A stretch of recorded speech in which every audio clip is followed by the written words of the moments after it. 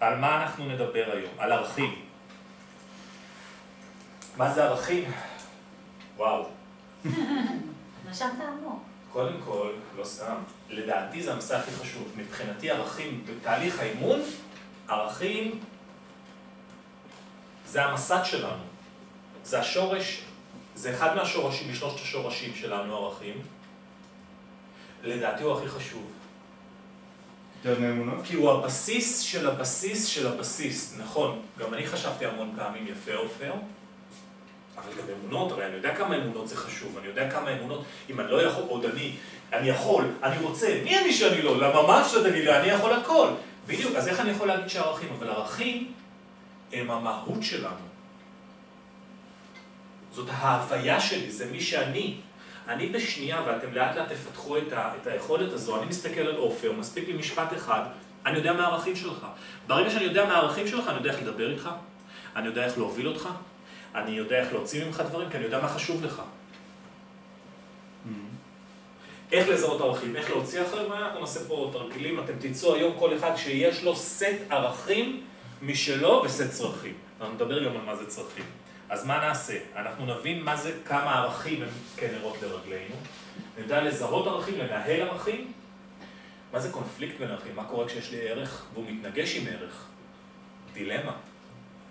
עצם הדילמה הזו, עצם הקונפליקט הזה, זה לא דילמה, זה קונפליקט, הוא קונפליקט ערכי כשלעצמו. ערכים דינמיים?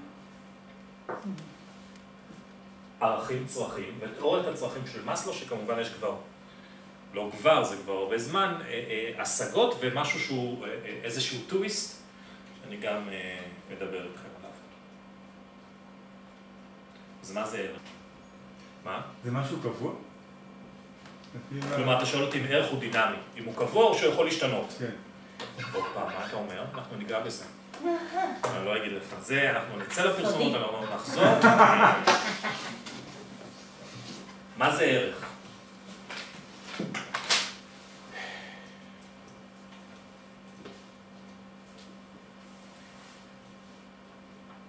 ערך זה המגדלור שלנו. ערך זה עיקרון שכל התרבות שלנו מושתתת עליו.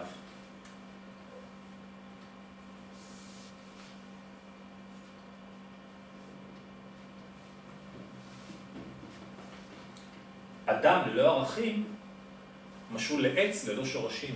יש דבר כזה? אדם ללא ערכים הוא... עופר, היום אתה שואל שאלות המון של פרסומות. זה נהדר. בואו נבחן את הפוליטיקה שלנו. מה? פוליטיקה. מה קורה שם? למה שם אמרת? כי זה המקום המדהים שאנשים מדברים על ערכים ולא מקיימים ערכים. הנשיא למשל.